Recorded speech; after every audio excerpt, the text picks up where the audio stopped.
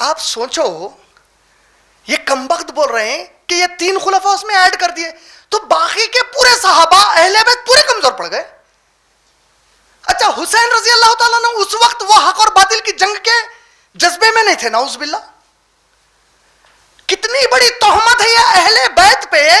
اہل بیت نبی کا گھرانہ زمین پر موجود ہے, نبی کی لائی ہوئی کتاب پر نعوذ باللہ کوئی ڈاکہ ڈال رہا اور نبی کا گھرانہ خاموش ہے,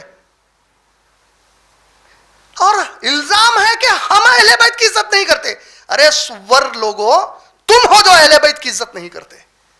تم وہ لوگ ہیں جو یہ جب الزام لگاتے ہو کہ خلفائے راشدین نے قرآن کے اندر تبدیلی کی, تو اللہ سے دعا ہے کہ تمہارے منہ میں اللہ جہنم کی آگ اس دنیا میں بھر دے. کتنی بڑی تہمت, کہاں تک جاری ہے تہمت؟ خلفاء کی بے حرمتی تو ہو رہی, اہل بیت کی بے حرمتی نہیں ہو رہی. سوچو آپ اس کتاب میں کوئی تبدیلی کر رہے ہیں اور اہل بیت اتنے بڑے خطرناک چیز کے خلاف ٹھہرے ہوئے نہیں ہے, کوئی کچھ بول رہی نہیں اس کے بارے میں. علی رضی اللہ تعالیٰ عنہ خاموش ہو گئے, حسن اور حسین رضی اللہ تعالیٰ عنہ خاموش ہو گئے. حق اور باطل کے لیے علی رضی اللہ تعالیٰ 3 جنگیں لڑے, جنگ جمل, جنگ صفین لڑ لیا نا, لیکن قرآن کی حقانیت کے لیے جنگ نہیں کرے انہوں.